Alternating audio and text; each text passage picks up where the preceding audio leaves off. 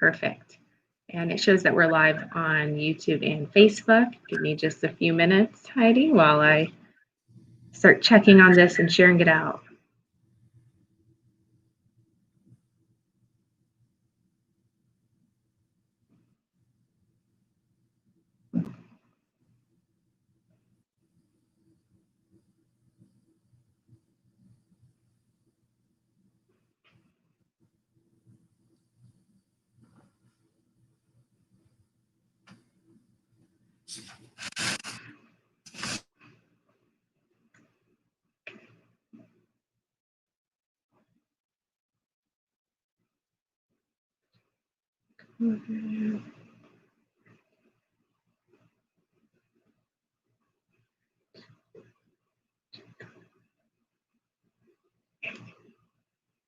Awesome.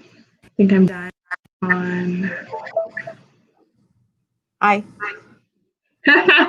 We're trying to leave. I already. Running away. Yeah, that was me. Okay, great. It looks like we're live and we're perfect. We've got a couple of people that are already starting to tune in with us. Good morning, and thank you all for hopping onto our live broadcast. As you are tuning in and starting to enjoy the content of this conversation, make sure that you drop me a comment or give me a thumbs up so I know who's tuned in with us. I do see our board chairman, Brian Dice. Thank you for hopping on in time today and tuning into our broadcast. So I am Juliette Abdel, President and CEO of the Westminster Chamber of Commerce, and I am delighted to continue to bring you live broadcasts on a daily basis.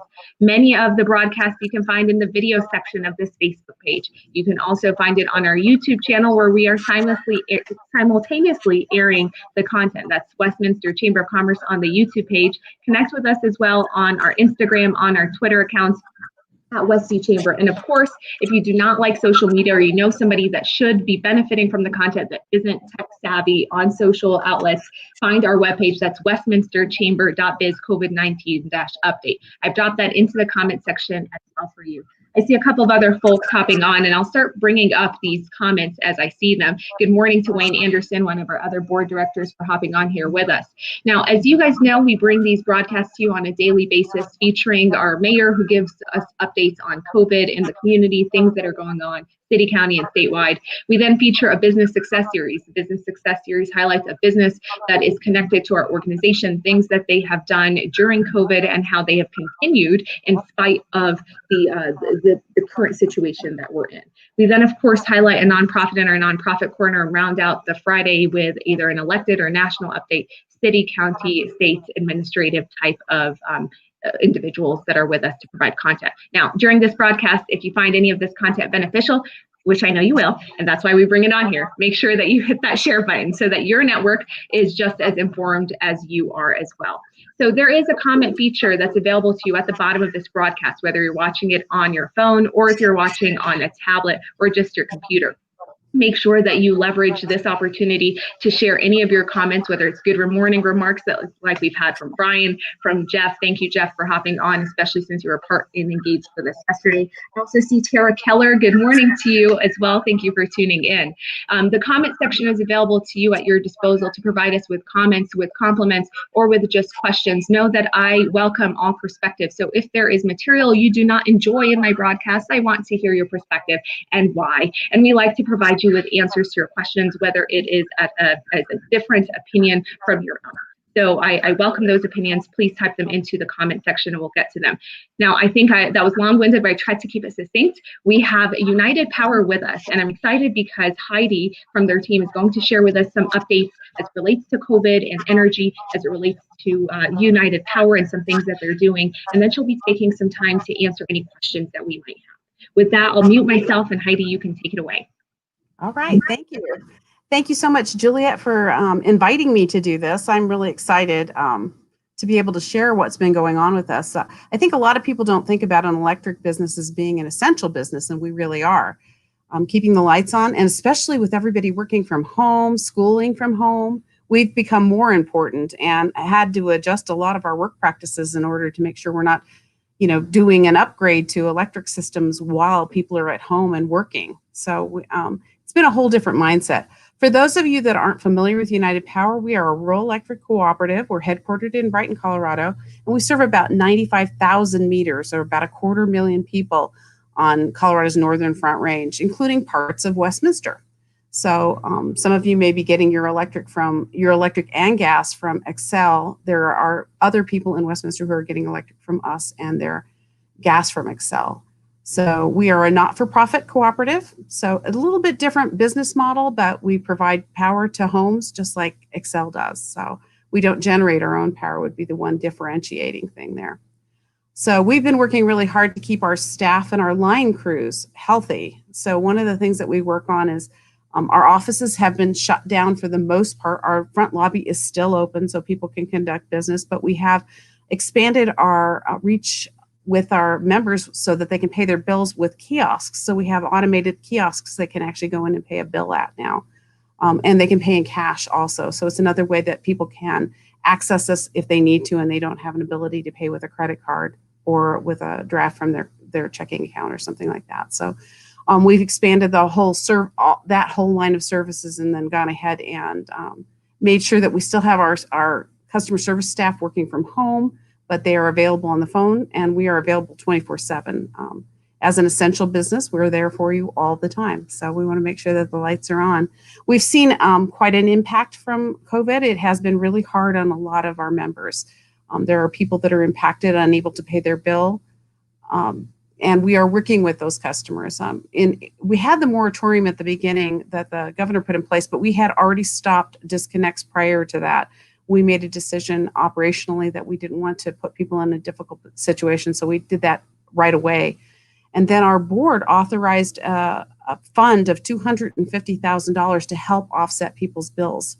So we have been using that money to help people pay their electric bills when they are in trouble because of the COVID situation, if they've lost a job, if they've been ill, any of those things. So I'm very thankful to our board that they gave us the opportunity to do something like that, to actually go ahead and have that money available.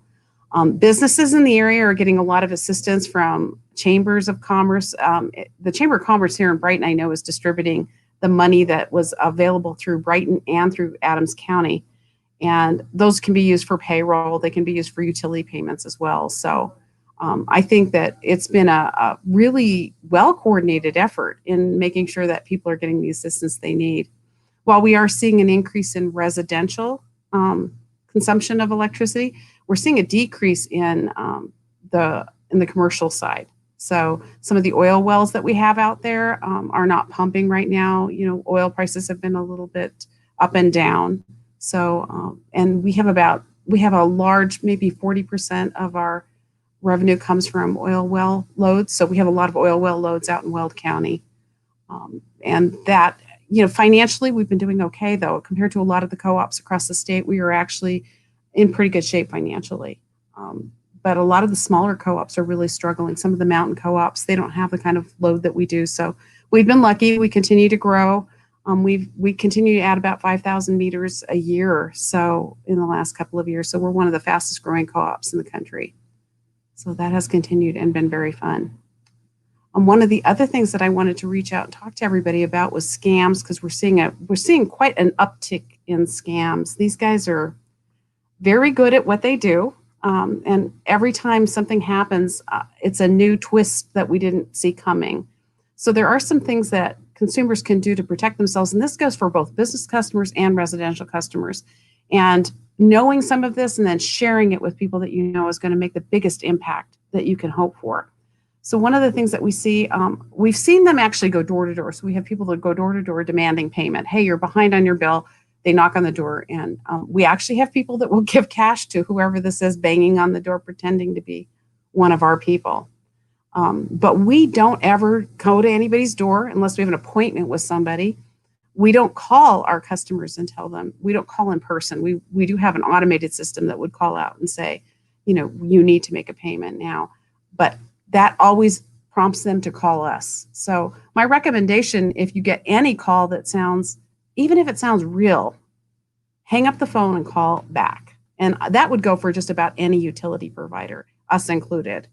So, but we're seeing a lot of really ingenious ploys to get people's money. So anytime somebody's asking you to pay with a Green Dot card or an iTunes card or a Google Play card, that's not a legitimate form of payment. We would never request that you do that. And we will always work with a customer. And I think that goes for every utility. So make the phone call. I know it's hard when you're behind, but you don't know what kind of resources we can provide to help you. And we have a lot of resources to help. And we have a lot of connections in the community. So we put a lot of money out into the community to make sure that we can help people with bills. It's not just the COVID fund that we have in place right now that's helping customers. We have a Roundup program. That Roundup program's given $100,000 this year to help organizations that provide assistance, not only with utilities, but with rent and mortgage payments in our area. So make the phone call because we're here to help. And that goes for anybody. You know, we want to make sure that you have access to the services that you need. So one of the things that I worry about too is, I mean, they seem to be able to capitalize on people that are very vulnerable. And that is something I don't want to see happen. So like I said, hang up, make a phone call, and we will work with you directly. Lastly, one of the things that we're seeing that's a scam too is we have people going door to door selling services that are unrelated to our business. And that could be solar, and they could be representing themselves as working for us. And that is actually not the case. So if you're considering solar, and we are a huge supporter of solar energy, we like a lot of renewables. We have a lot on our lines. We were honored last year as one of the largest rooftop solar companies in the country. So we were very proud of that. We were number 2 in the country for rooftop solar.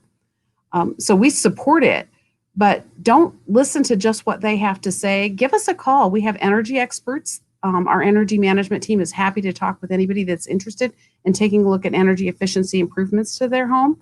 And they can guide you better than this door-to-door salespeople that are going through, because they're trying to sell you product, and a lot of times people are disappointed in what they get. So what they've been told is not what really happens. And we want to make sure that we actually get a chance to go through their home, talk about all the things that they have in their home and how solar might be able to help them. So they can still invest in solar with that company, but I think it's good to get your utility company involved so that you get a more full picture of exactly what that's going to save you and what it might cost you, because there's still some costs involved. Nobody's going completely off the grid when they go with a solar installation. So those are the ways that I would talk about avoiding a scam. I think that's a really important thing. We're seeing an awful lot of that out there. And that's very interesting. So thank you so much, Heidi, for some of those remarks. I've captured a lot of the comments that you've made into the comment section of this broadcast. For those of you that are hopping on, and I see several that are coming on here a little bit later, we have Heidi from United Power. She's sharing with us the energy sector and kind of how they've been impacted by COVID, touching on scams that have been out there from resources that they're providing for people that are not necessarily able to pay their bills, and then the initial onset of COVID and how they adapted with that remote workforce that was there, some that are able to go in, and then changing to more of a technical approach so that people are not paying in person and practical solutions that are there. Heidi, you know I like to deep dive as much as I can, so I am going to be asking you a couple questions related to some of the content that you provided. You alluded to this a little bit earlier when you said, oil, gas, prices have gone down drastically. We see energy obviously being exhausted when people are staying at home or using more. That's gone up significantly.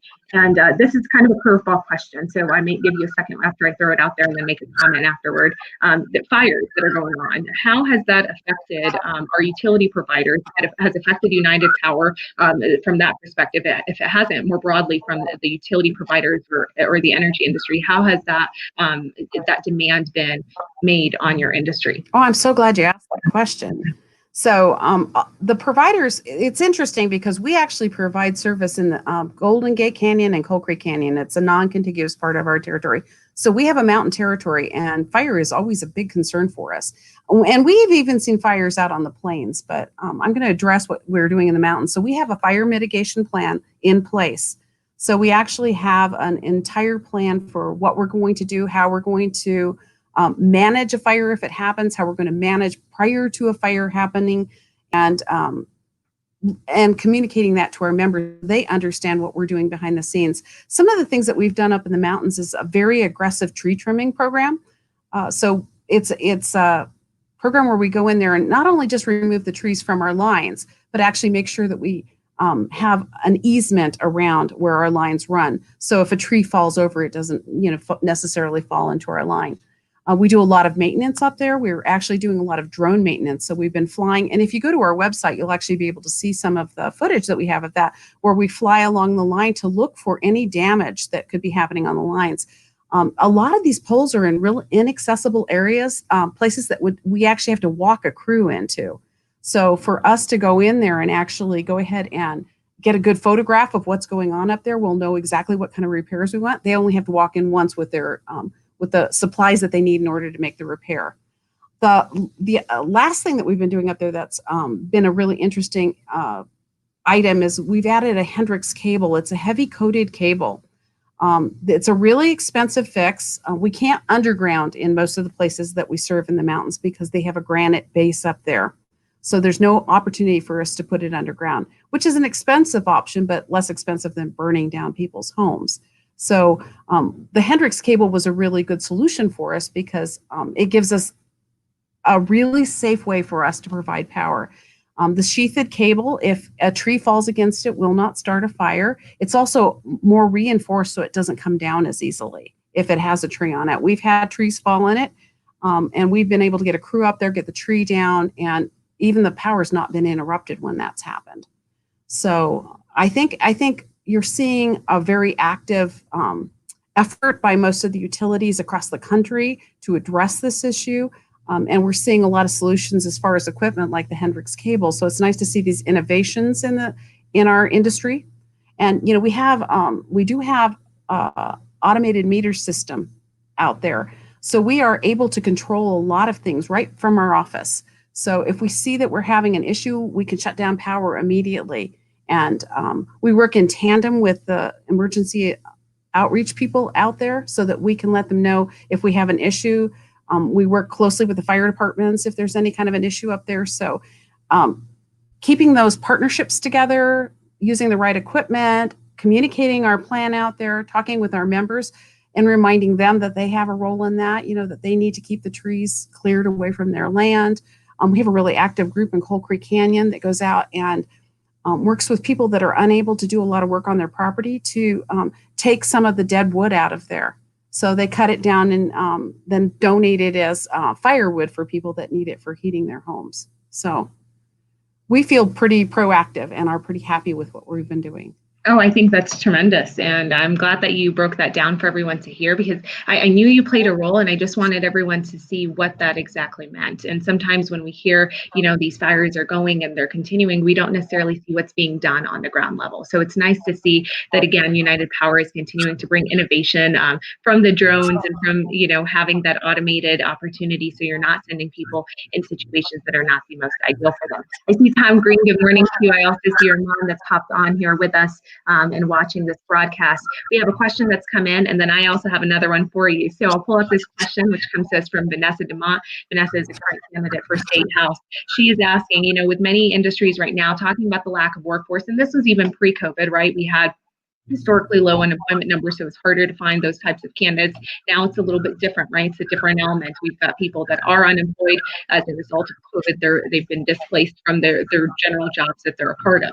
Now she's asking, has this been an issue for energy and utility companies, and how would you advocate being in the energy sector, being in United Power, for those job opportunities that are there? Well, I'm going to tell you, the biggest job opportunity is going to lie in the trades. We have a difficult time finding journey linemen. They can get a job anywhere for the most part. And it's, I think there's been a lot of emphasis in the educational system to go to college. And unfortunately, that's causing a little bit of a shortage. We have linemen here, we have electric technicians here, we have mechanics here that have a great job and make a good wage. And it's something that we need to encourage more young people to go into. And that goes for men and women. We actually have a woman lineman on board now, which is kind of exciting for us. I was really excited to see that.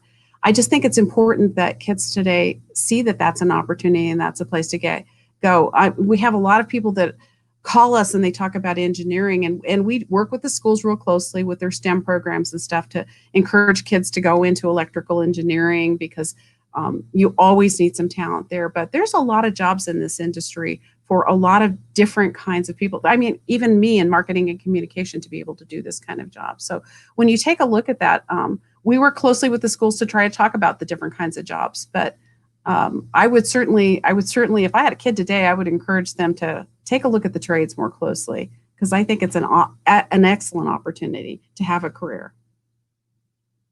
And I couldn't agree with you more. You know, I think we've kind of put ourselves into this situation where we can emphasize this one route or one direction, and we're seeing that pan out in a number of different industries where it makes more sense for you to go through an alternative route and not that traditional, and end up making better and being in a better position for you in the long run. So it's kind of a re-education of the opportunities that are there. But great question. Thank you so much, Vanessa. So, you know, as we continue to see that you guys are keeping your assets online and making sure that your customers, those residents in your businesses, have the service that they need in regard to energy, are you seeing some power outages happen either at an increased rate? Has it continued to be what you normally would see around this time of the year, or has there been no impact whatsoever on power outages and access to power for your clients? We've been really proactive in building a more robust system over the last decade, and we haven't had power outages unless there's been an incident. Yeah, it's been an amazing thing. That derecho that came through, we had some damage from that. When the wind came through, we actually had trampolines in our power lines. And I mean, if you go to our Facebook page, you'll see some of those photos. It was wild. A lot of trees down in the lines, that sort of thing. Like I said, we have a really proactive tree trimming program, and that goes for down here on the plains too. So we probably had a lot less damage than some other utilities that aren't as active with that. But this summer hasn't been bad. Our system is very robust. We've been working on it and targeting the areas over the last, 5-6 years. We've been really working hard to look at those areas, those pockets that were having problems, and then we made really essential upgrades there. So we're proud of that. Yeah, well, and that's great for you to be able to analyze and kind of have those solutions in advance. Take care of as much as you can that you can control, right? And then the rest that comes from Mother Nature, then you can handle on its own. Vanessa did comment back, and she said she agrees on the comments that we made about trades, the importance behind that and opportunities outside of just the traditional route. Hospital, high schools, and possibly correction system, there are opportunities and tools, the skills that are available in our community. Agreed, Vanessa, for sure. Thank you for that comment. Jeff is commenting, and he's sharing, very timely about how you're encouraging high school students to seek career in trades where they can stay local. Bravo. And that does speak volumes. We want kids to not only get educated in our community, but for them to stay and find the employment opportunity, make this their home and for the long term, right? Whether or not they leave and then they realize that we're much better and come back, it's still creating that opportunity in the benchmark for them, right? So Heidi, we haven't touched on this yet, and this is something that recently has occurred within United Power that you've shared with members and stakeholders, and how you're cooperative, and you are also retained by a president or kind of your CEO role, and that person is now, there's a new search for somebody for that role. Is that correct? And if so, can you just highlight, what historically, what has that role been, and where did our person depart from that was holding that? So just people can know in that context. I think it's important to understand the structure of a cooperative. So we're a little bit different than a lot of companies. We are governed by a board of directors. So we have a board of directors that are elected. So we have 11 directors. They come from throughout our territory. They're distributed across each of our districts that we have defined for where we serve. And they select our CEO. They are who selects our CEO. And they select our CEO, they select our attorney, and they select the auditor. So those are the three responsibilities that the board has as far as personnel. The CEO then is responsible for hiring everyone else. For the rest of the structure of the company falls under the CEO.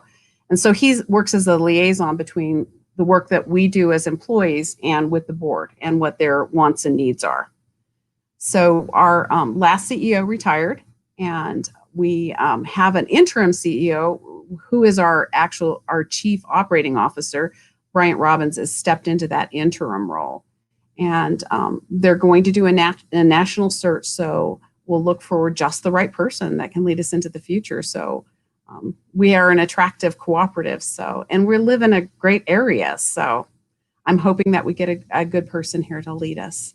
Absolutely. Well, and I think, having an organization like yours and one that's been proactive and innovative and providing solutions would appeal to somebody who's interested in coming in and taking something that already is well functioning and just kind of moving that needle to the next level. But I'm glad we stepped back and gave folks kind of a holistic idea or picture of how the organization structure is and how it runs, because sometimes that is confusing. We see different electric providers or power companies, and they're not all one size fits all. Each one kind of operates a little bit different, especially when we talk about those cooperatives and things like that. So as it relates to our small businesses, are there specific resources or advice that you've been able to give them during this time or in the last several months? In small business, in particular, we actually went out and solicited them. We actually did an email out to everybody that was a small business and reminded them that we have a free auditing service. So they can call us. We can have one of our energy management team visit their site if we need to. They can tell a lot actually by just looking through our Power Portal about their energy usage. So they can give them advice. They can tell them what sorts of programs are available. We have lighting rebate programs that are available for some of these people. We have motor rebates. It just depends on what type of business they are. Sometimes it's even as simple as shifting when they do their work. So we take a look at that. So if the peak demand is falling at a particular time of the day and we can recommend a change in what their work schedule looks like, sometimes that could be a money saver for them too. So we've always had those programs in place, but we got real proactive in reaching out to small businesses and letting them know that we were there to help them. And we've had lots of them take advantage of that. So that's one of the ways that we've been reaching out for small business. Excellent. Thank you so much for that.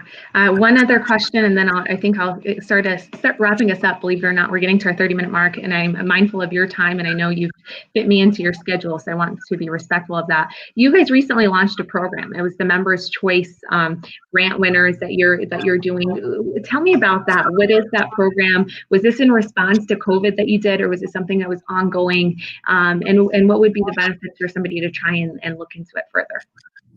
Well, it wasn't because of COVID. We actually had it as part of our marketing plan to begin with, but we went ahead and ran it through the COVID. It actually worked out well. We give away a lot of money in the community. We support every nonprofit in our territory. If they have a fundraiser, we are a major sponsor there. We work really hard to be that organization. That involvement in the community is really one of the cooperative principles. It's really important to us.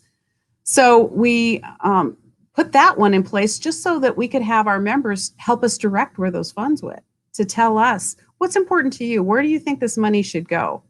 And COVID hit right after we did the first one, and people were really concerned about people that had food insecurity. And so, we were giving to the groups that we knew could provide that kind of service out here.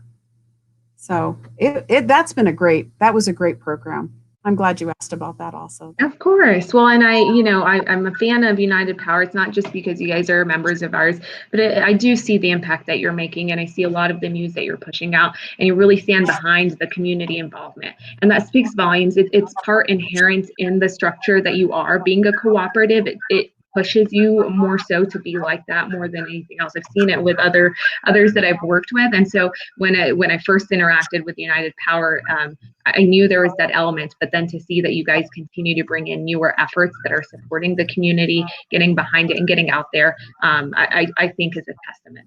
And community engagement, civic engagement, and mindfulness is incredibly important.